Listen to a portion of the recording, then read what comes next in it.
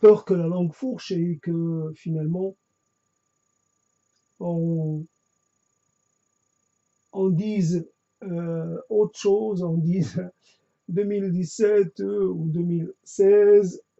Il y a toujours un rattrapage à faire, une réactualisation des dates et une vraiment il faut à chaque fois se souvenir qu'on est à une comment dire à la date à une certaine date et puis pas une autre, pas une date antérieure. Il faut être de l'instant et on n'a plus accès à des datations ou à des repères qui sont considérés comme étant, comment dire, écoulés, finis, terminés. Et donc là, je reprends l'auto-analyse pour la deuxième fois dans la journée, avec peu de temps entre les deux, entre la première et la deuxième, ce qui fait que c'est un peu, c'est nouveau. En tout cas, au lieu de rester là à penser certaines choses et à les penser un peu de la même façon, autant les verbaliser comme cette chose que m'avait laissé quelqu'un, ce mot de verbalisation.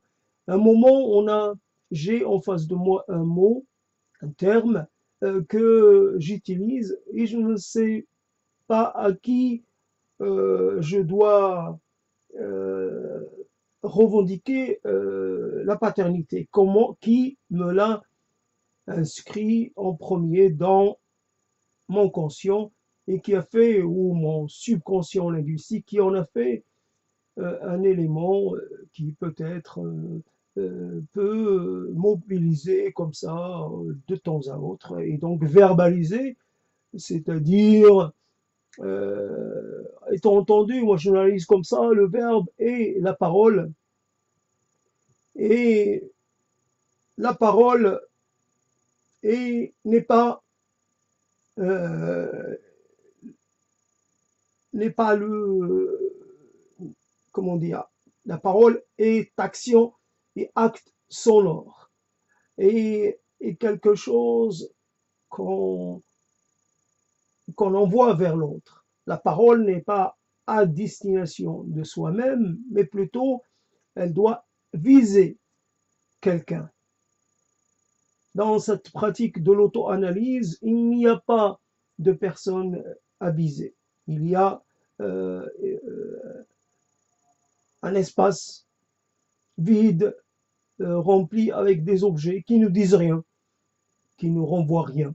Des objets, dans le sens où un objet en lui-même est stable dans une certaine temporalité. En fait, il ne l'est pas puisque lui-même, il peut donner cette impression d'immobilisme, mais il se transforme. Un jour, il se dégrade, il perd de sa matière et à un moment donné, il arrivera le jour où il sera peut-être, comment dire, là ça fait comme des objets morts, sans personnalité, sans capacité de réaction, et pourtant les objets vivent leur vie d'objets.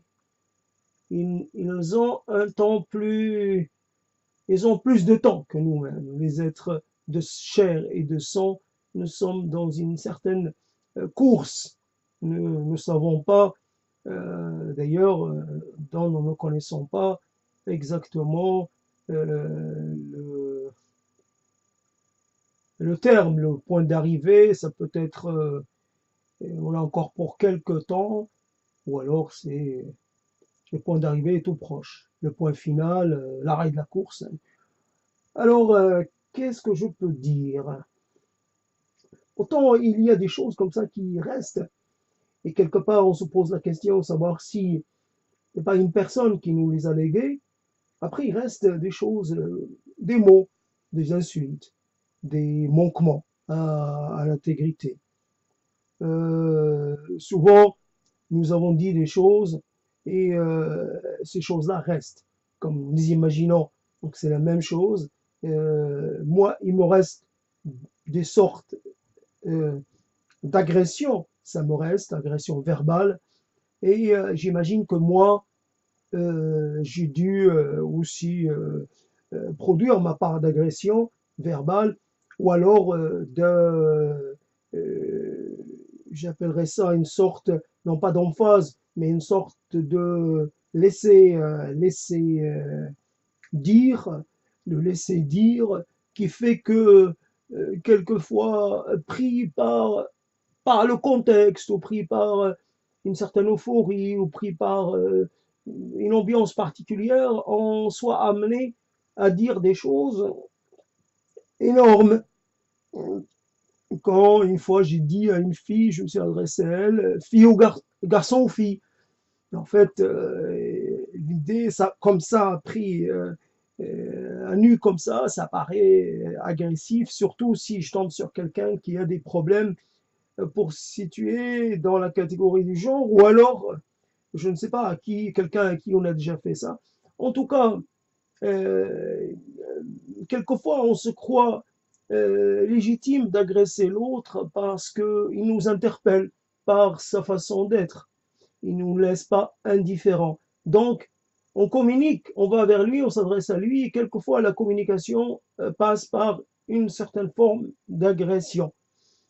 Mais c'était à l'époque où j'avais, comme on peut avoir, un intérêt pour les personnes pas très, un peu ambivalentes. Donc c'était pour exprimer un peu mon intérêt, mais on l'exprime de cette façon-là qui évidemment euh, va totalement euh, polluer le message, ou comment je trouve pas l'autre terme qu'on utilise habituellement, avec va rendre le message totalement indéchiffrable, le pourrir, ou je sais pas, le dénaturer. Donc il y a un problème de transmission de message. En agissant de la sorte, je me suis interdit la possibilité de faire, d'aller plus loin avec cette personne.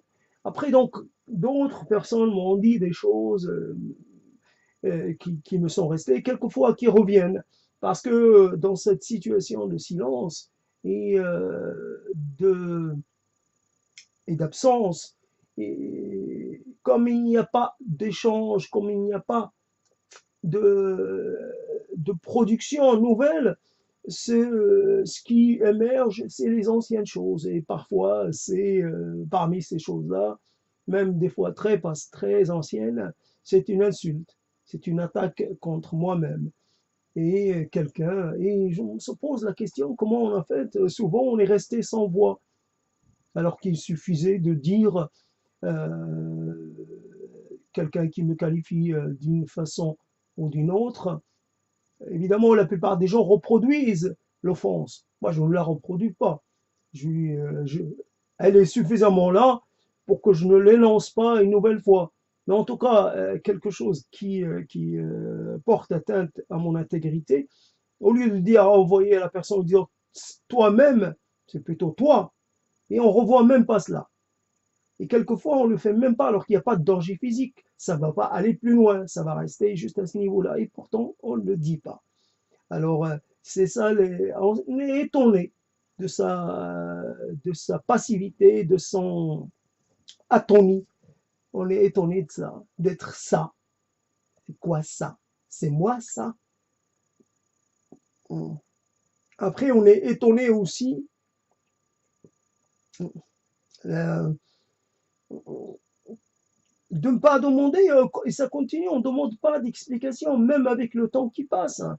Même quand la personne continue à fréquenter et qu'il y a moyen de demander lui demander de se justifier, d'expliquer, tout simplement, sans simplement lui demander, voilà, et tu as dit ça à tel moment, qu'as-tu voulu dire par ça?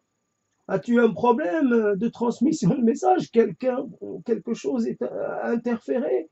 C'était vraiment ce que tu voulais dire, ou c'était autre chose? Tu voulais dire quelque chose de bien, finalement, euh, t'as C'était ta manière de dire, tu voulais dire le contraire de ce que tu as dit? Quelque chose dans ce genre, c'est ça? Ça peut être ça. Il y a comme ça quelquefois où, en fait, au lieu de dire à quelqu'un qu'on l'apprécie, plutôt on va chercher à faire le contraire, à lui montrer le contraire. On va essayer de le taquiner alors qu'en fait on l'apprécie. Ben, voilà, hein, il y a de ces paradoxes récurrents. Après, donc, je pense à quelque chose, je me demande, puisque normalement, on approche, et là, je m'adresse à moi-même, mon vieux, tu vas encore devoir faire face au vide, puisque on va pas te souhaiter la nouvelle année, on va pas te présenter les vœux, on va faire comme d'habitude, tu vas attendre, mais en fait, tu attends plus, puisque tu es assuré que personne ne va t'appeler, et ainsi de suite. Alors, tu te poses et tu te reposes la question, mais pourquoi? Pourquoi les gens que j'ai connus, côtoyés, m'ont-ils oublié? M'ont-ils effacé, sinon de leur mémoire, de leur... ils se manifestent plus. C'est comme si je n'existais plus pour eux. Ça fait que la question est posée, reposée, et le constat qui en découle, c'est qu'on se déprécie. Hein. En se dépréciant, on va plus vers les autres, on se dit je multiplierai plus les occasions de me faire, de créer de nouvelles relations qui vont générer de nouveau de la déconvenue et de l'autodépréciation. Et ce n'est pas la peine, je vais devoir on n'est plus un agissant, on est quelqu'un qui réagissant, mais pas agissant, et on réagit d'une manière, on dit défensive, d'une manière qui n'est pas la bonne, on se retire.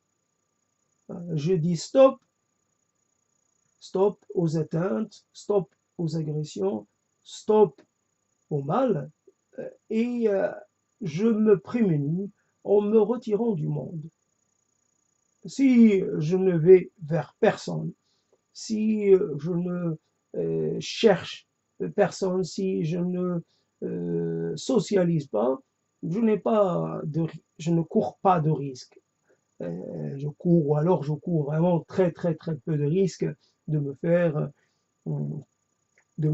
encore, de subir encore de mauvais comportements de la part du reste des humains. Et alors, voilà, donc il y a un truc dans ce genre. Et on sait que toujours, quand on prend ce type de décision, on sait qu'on s'engage, on sent, on est sur un mauvais chemin, et pourtant on ne peut pas s'empêcher de l'emprunter. On reste là. Euh, et pourtant on sait que les êtres humains, on s'en est nourris, ils nous ont, ils nous ont fait du bien à un moment donné. On sait que l'être humain porte ce potentiel. Il y a des gens qu'on a côtoyés et qui nous ont laissés dans une sorte de d'entre-deux. C'est ni insatisfait ni satisfait. Ils nous ont quelque part légué quelque chose qu'on a gardé d'eux, un sourire tout simplement, un petit sorte de solo corporel. Il y a des gens qu'on a côtoyés et on les a vus se mouvoir, on les a vus se bouger, et ça fait comme un miroitement. Il y a un corps comme ça qui se déplace, ça vibre et tout, et cette vibration et cette force intérieure et ce sourire qui est là, et que rien n'est venu altérer. Évidemment, le temps, hein, mais aucune euh,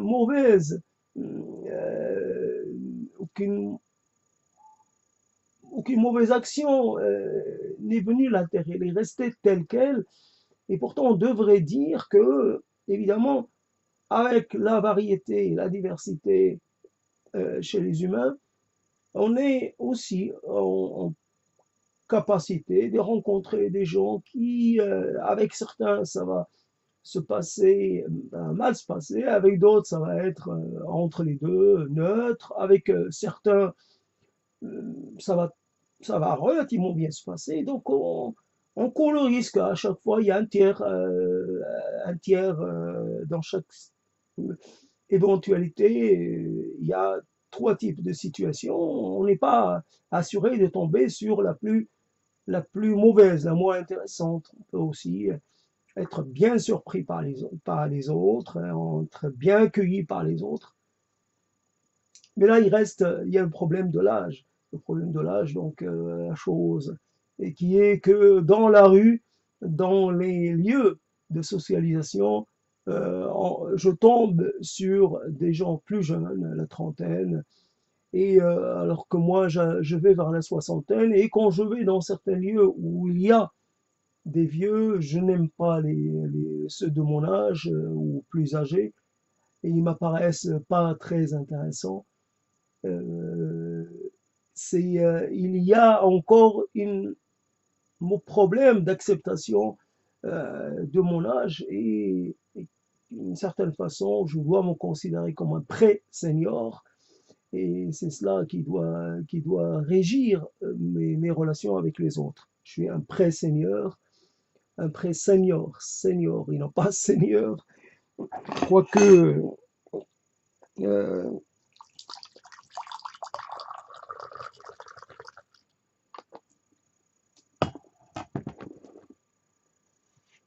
ouais, ce geste. Imaginons, voilà, j'avais pensé le dire, imaginons qu'on aille chez l'analyste et qu'on amène quelque chose à soi, pas un petit, comment dire, pas un doudou, ni un,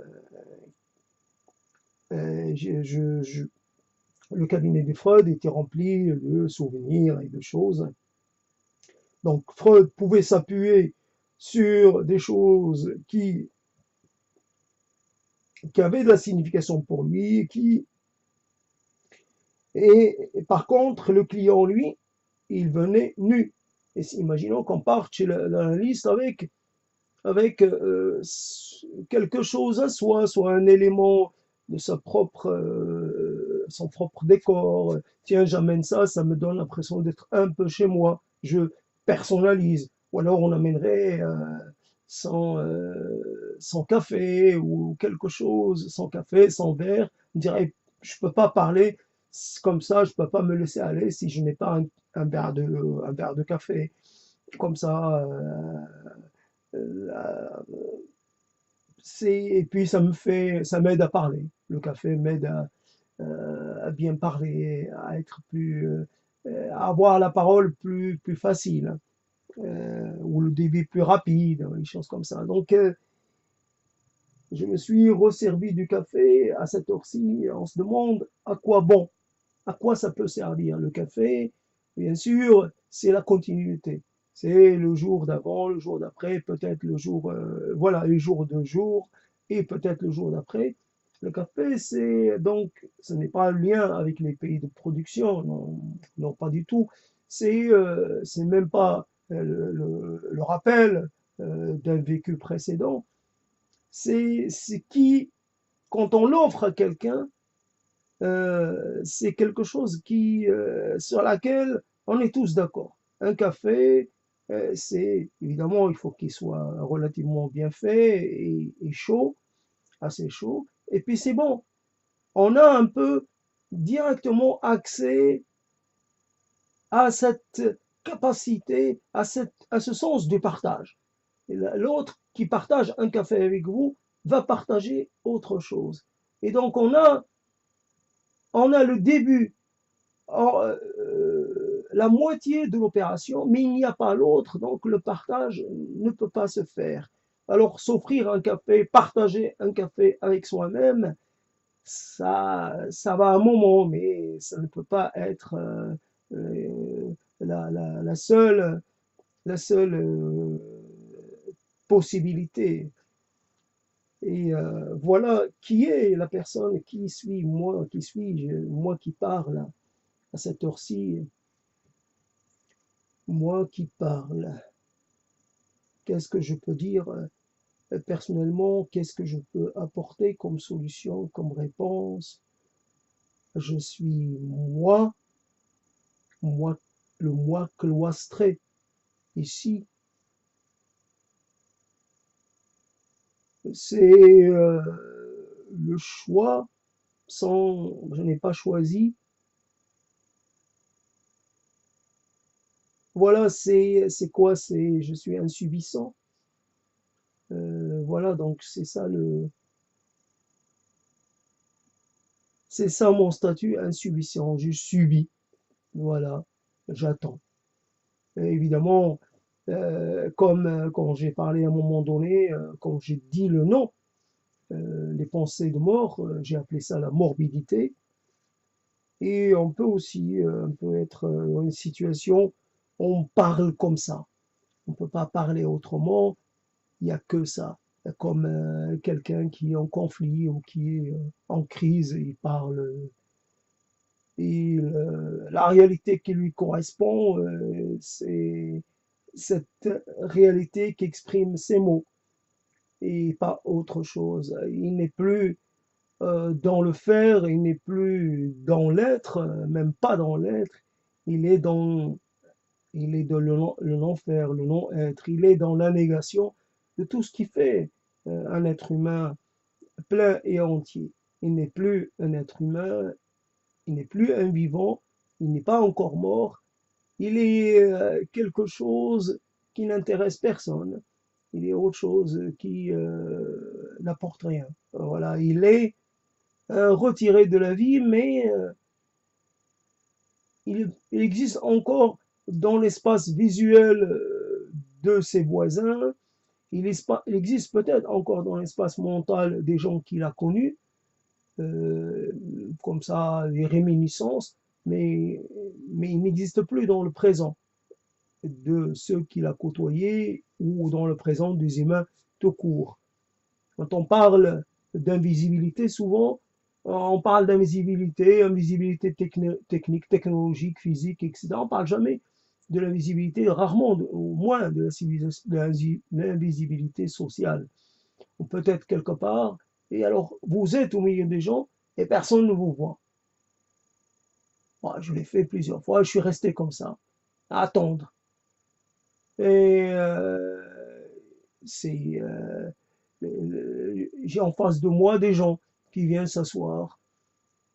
Et puis après, ils me voient se mouvoir. Je suis là, je suis à un moment donné, je suis à une table, et puis des gens arrivent, puis après d'autres arrivent, et j'essaie, je fais un effort quand même pour et et, et je mais ça rapidement, je n'ai c'est pas que je dois partir, mais je n'existe pas.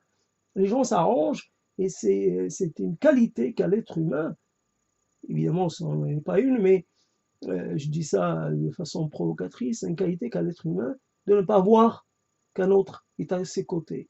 Et il a cette possibilité, cette qualité de rendre l'autre invisible, inconsistant, inexistant, alors qu'il est là. Il occupe bien un espace. Il est, et voilà. Donc c'est comme ça. Alors les gens ne comprennent pas quand on leur dit je ne peux plus exister dans l'espace de l'autre parce que l'autre ne veut pas de moi. Comment expliquer ça à quelqu'un? Comment lui faire comprendre qu'on est dans une situation qui va au-delà de la crise passagère? C'est devenu une réalité, je peux dire une réalité immanente. Ça, ça transcende le temps, ça transcende l'espace. C'est carrément euh, quelque chose qui ne peut plus être réfuté, qui est là, qui tient lieu de réalité. Et voilà.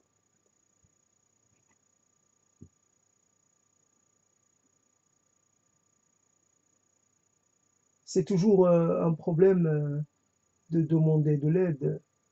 Comment demander de l'aide à quelqu'un? Comment s'adresser à quelqu'un pour lui demander de l'aide? Demander de l'aide à quelqu'un qu'on connaît ou qu'on a connu ou à quelqu'un qu'on ne connaît pas. Qu'est-ce qui est le mieux?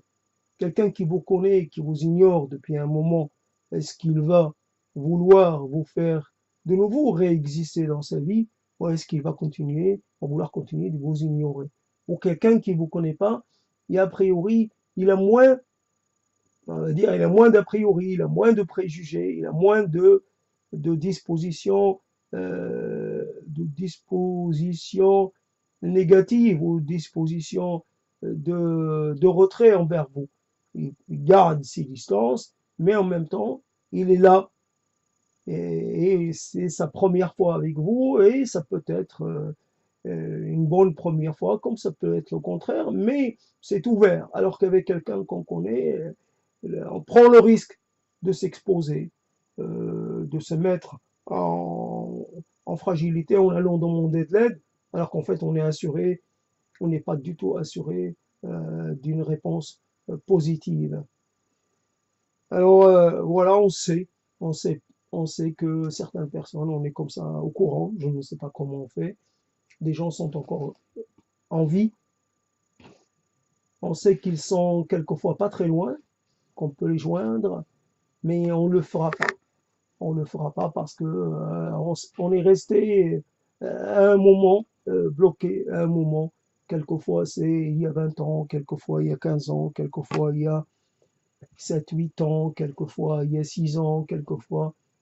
Et souvent, pour moi en tout cas, ça c'est souvent très conséquent. C'est souvent l'affaire de décennies où voilà, et donc c'est impossible et la personne peut très bien, ça m'est arrivé, de poser la question, pourquoi tu m'appelles? Elle ne me voit pas, mais elle me tutoie, elle me demande pourquoi je l'appelle. Voilà un peu le bilan, la chose dont je peux me prévaloir. C'est une reconnaissance, c'est un oubli, c'est une ignorance, c'est une indifférence. Voilà un mot, l'indifférence, un mot pour en français qui m'a le plus parlé. Le mot indifférence. Et à un moment donné, je le mettais en avant devant le mot racisme. Pour moi, l'indifférence était plus concrète que le mot racisme. L'indifférence, ça peut venir de n'importe qui. L'indifférence est facile, n'a pas besoin d'être justifiée. L'indifférence, pourquoi tu m'appelles pas? Ben, je t'appelle pas. Est-ce que tu as quelque chose contre moi? Non, non. Et puis moi, on peut dire j'ai pas eu le temps. Et puis je pensais à autre chose. Puis j'étais occupé. Et c'est alors que le racisme, voilà, mais tu sais, c'est l'affaire est compliquée, il n'y a pas de race, il n'y a pas ça, il n'y a pas. Et puis machine, sur le plan génétique, tu as une part d'arabe, il ne faut pas croire, il n'y a pas de race pure, il n'y a pas de machin, il n'y a pas. L'être humain est un mélange, on fait tous partie du même machin qui est sorti d'Afrique, si on est d'accord avec la théorie actuelle, s'il y a des choses comme ça. Et puis, alors que, voilà, encore l'indifférence, c'est je suis libre. Je suis libre, je n'agresse personne, je n'attaque personne, je dévalorise personne, je dis juste que, voilà, il y a des choses dans la vie qui m'intéressent, des choses qui ne m'intéressent pas, et ben toi, tu m'intéresses pas. C'est pas toi en tant que genre, en tant que groupe, c'est toi en particulier. Voilà, tu ne m'intéresses pas. Ben alors, tu peux dégager. Voilà, en français, dégager, le mot dégager a peut-être utilisé dans un sens politique, mais le mot dégager, ça peut être dégager, on peut dire que c'est quelque chose de fort et, et on est mis à la porte de la mémoire de quelqu'un, on est mis à la porte de l'esprit de quelqu'un et on est mis à la porte de l'humanité de quelqu'un. C'est paf, c'est on n'est même pas un ennemi pour quelqu'un qui croit dans la théorie des races, etc., dans la hiérarchie, tout ça. on peut dire c'est un ennemi. Pour quelqu'un d'indifférent, il, il s'en fiche. On n'est même pas un ennemi, on n'est rien. Un ennemi, soit on essaie de comment dire, de le détruire, soit on essaie, on en a peur, soit on le sent plus fort ou faible par rapport à soi-même. Alors que quelqu'un pour lequel on n'éprouve que de l'indifférence, il n'est rien, il ne compte pas. Il n'est ni fort ni faible, il n'existe pas. C'est presque de la matière noire, je sais pas quoi, c'est du vide.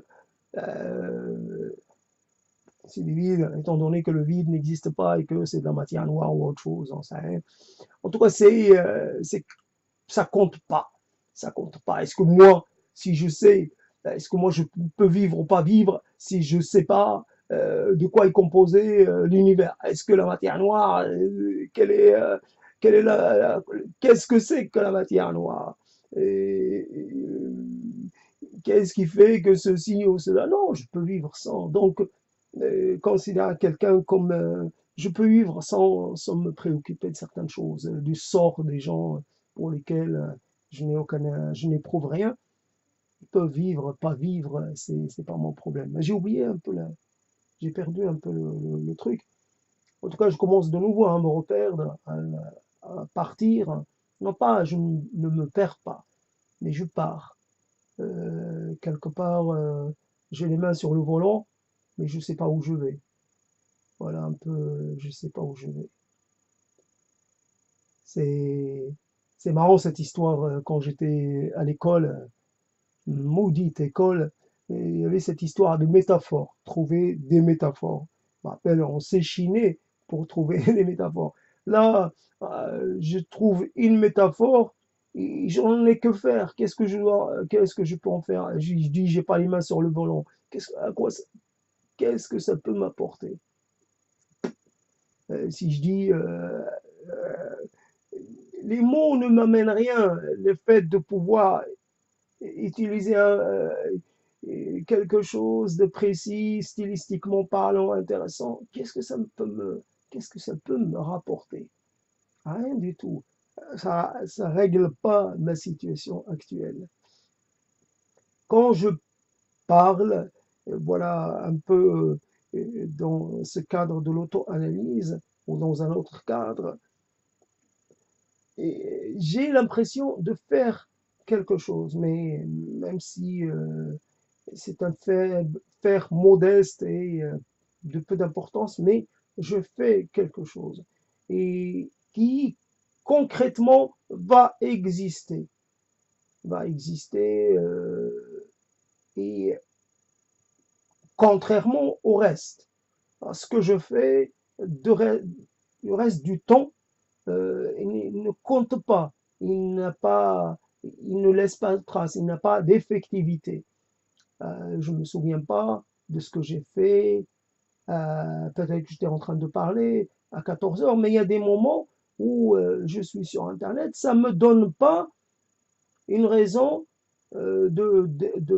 d'estimer que j'ai fait quelque chose. Quand je navigue sur Internet, j'ai pas l'impression d'avoir fait quelque chose, c'est pas quelque chose qui compte pour moi. C'est, j'apprends ceci ou cela, ça ne m'apporte rien. Et quand je parle, même comme je suis en train de le faire maintenant, même quand ça peut sembler un peu faiblard, ben, c'est mieux que rien. Et l'auto-analyse, que rien du tout, mieux que de non-analyse, quelque chose qui n'a aucun support théorique ou qui n'a aucune validité scientifique, entre guillemets, ou qui n'a aucune même qui ne devrait même pas peut-être exister. On peut dire, tiens, la psychanalyse ne devrait même pas exister. Pourquoi faire? En dehors en dehors des gens atteints par des maladies, le reste, on s'en fiche, le reste, comme tout le monde doit faire avec les contraintes, chacun a ses contraintes, l'humanité a des contraintes qu'elle partage avec tous ses membres, et puis il y a des individus qui ont des contraintes spécifiques, et puis Ça n'appelle pas obligatoirement euh, le concours d'une science en vue d'une cure. Voilà, il n'y a pas besoin à chaque fois. Et il y a des choses comme ça. C'est d'apprendre la meilleure manière de composer avec le réel, avec soi-même, avec nos contradictions, avec nos approximations. Voilà, c'est tout. Et c'est une chose qu'on perfectionne, qu'on améliore tous les jours dans le contact avec, avec le monde. Mais quand on n'a pas de contact, comme c'est mon cas, qu'est-ce que je peux améliorer, qu'est-ce que je peux perfectionner, si ce n'est au travers de cette verbalité, de cet exercice, et que certains, que d'autres, que tout le monde peut-être trouvera inutile, voire, voire quelque part douteux. On pourrait se poser la question, est-ce que cette personne a sa propre, n'est pas aliénée? Est-ce que cette personne n'est pas, ne doit pas être traitée parce qu'elle ferait preuve d'une certaine anormalité, voilà. Et euh,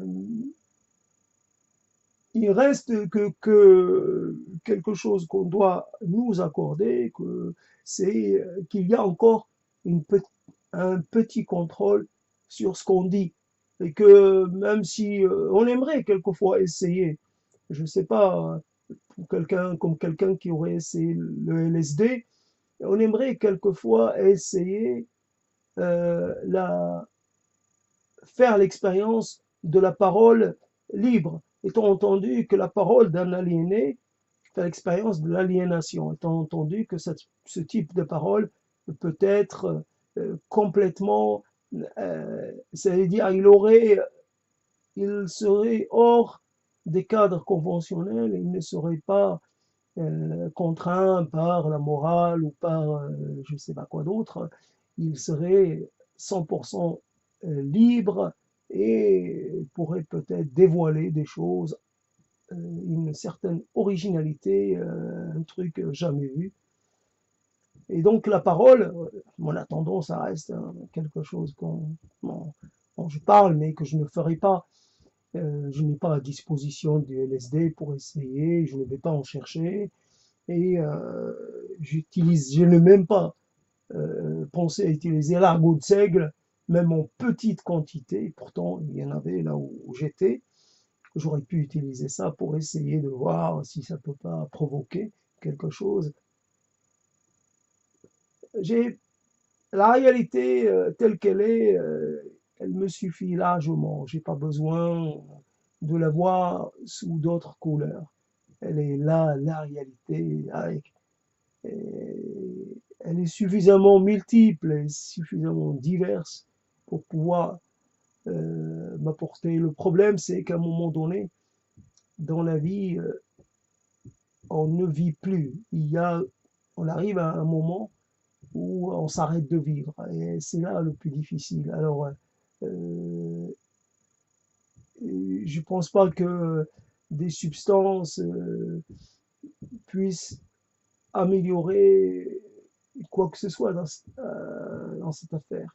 Qu'est-ce que ça peut apporter pour c'est pas soulager la douleur, c'est ne plus vivre sous le règne de la douleur, ne plus souffrir finalement, ne plus être isolé, mais c'est pas rendre l'isolement plus vivable ou ne plus ou faire quelque chose, prendre quelque chose pour ne plus y penser, c'est que l'isolement cesse d'être. Or, dans cette affaire, les choses ne sont jamais aussi, aussi, euh, aussi simples qu'on le dise. Les choses, on se dit, tiens, j'ai besoin des gens, et en même temps, si j'affine un peu, je dirais, j'ai besoin d'un certain type de gens, et pas de tous les gens. J'ai besoin des gens qui me conviennent. Alors si voilà le problème, qui est un problème qui ne facilite rien. J'ai besoin de gens avec lesquels je peux développer une certaine parole, mais pas n'importe qui. N'importe qui. Euh, je ne suis pas contre le fait que le n'importe qui puisse exister, mais je ne prendrai pas n'importe qui, le premier venu, parce que j'ai besoin de ne pas rester, je ne peux pas rester seul, je ne veux plus rester seul. Voilà, donc toujours cette histoire du quantitatif et du qualitatif, c'est pas que je préfère une personne à une multitude, je n'ai même pas une personne pour pouvoir la comparer à la multitude. Mais comme cette personne, je veux qu'elle soit d'une certaine qualité, encore là, c'est des mots. C'est la personne, c'est toujours quelqu'un qui vous ressemble et en même temps qui est plus que vous, quelqu'un qui puisse vous entendre quand vous commencez, quelqu'un qui puisse vous surprendre, quelqu'un qui puisse vous compléter, quelqu'un qui devinerait un peu, qui saurait un peu dire les mots que vous ne dites pas. Et voilà un peu rendre un peu l'autre, lui demander d'être particulièrement, c'est-à-dire d'un matériau peut-être qui n'existe pas. C'est une illusion. C'est une, on voudrait fabriquer l'autre tel qu'on le désirerait et cet autre n'existe pas. Et il faudrait se contenter de ce qu'il y a et ce qu'il y a est, est, est largement suffisant.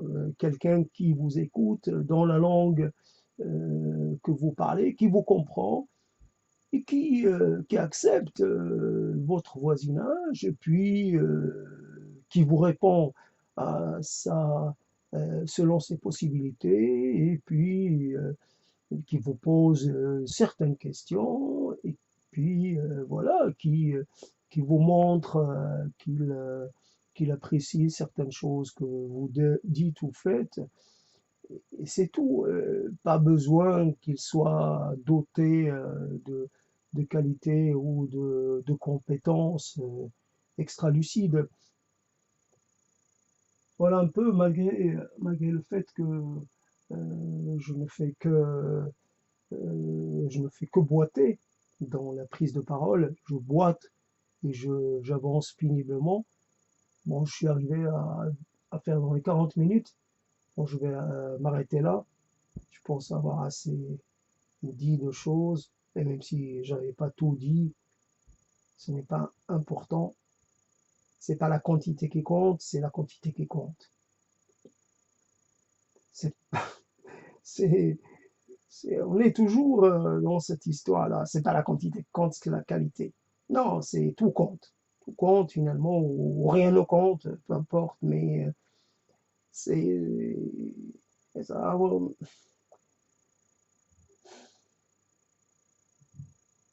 C'est le problème est là. C'est quand on a soi tout seul commencé à élaborer un certain rapport aux choses, et ce rapport aux choses peut ne pas convenir aux autres. Et à ce moment-là, on est aussi, on a peur que ce qu'on pourrait dire puisse n'intéresser personne, parce que c'est quand même assez particulier, assez, assez personnel, ou il ne l'est pas, on ne sait jamais. Il n'y a pas de, il n'y a rien qui soit réellement nouveau, mais c'est notre façon de le mettre en forme, de le mettre en mots, peut-être des choses qui peuvent heurter les gens, les laisser indifférents ou les rendre agressifs ou les rendre un peu mal à l'aise, des choses comme ça qu'on pourrait dire. Et donc, voilà le problème qui n'est pas résolu, qui n'est pas prêt d'être résolu. Est-ce que le fait, voilà, donc le problème, c'est qu'à force de vivre seul, on devient, on devient un être fermé sur lui-même, un être qui pense à partir de lui-même et qui s'auto-réfère. Et à ce moment-là, il y a un problème. Comment de nouveau créer les passerelles en direction de l'autre? Comment aller vers l'autre sans sans le décourager, sans le désintéresser de nous? Plein de questions encore dans la question, est-ce que le monde serait une série de questions, questions sans fin avec des réponses plus ou moins approximatives. Est-ce que c'est ça? C'est de se poser des questions jusqu'à la fin, une question après l'autre, une question se nourrit de l'autre. Et voilà, on est dans la question, on est dans les mots, on est dans le même type de propos, on est dans la plainte, on est dans la plainte un peu, comment dire, un peu pas trop, pas trop bruyante, on est aussi un peu dans l'atrophie au niveau des sentiments, au niveau euh, le cœur atrophié, l'affectif atrophié, l'espoir atrophié, le désir atrophié, tout est atrophié.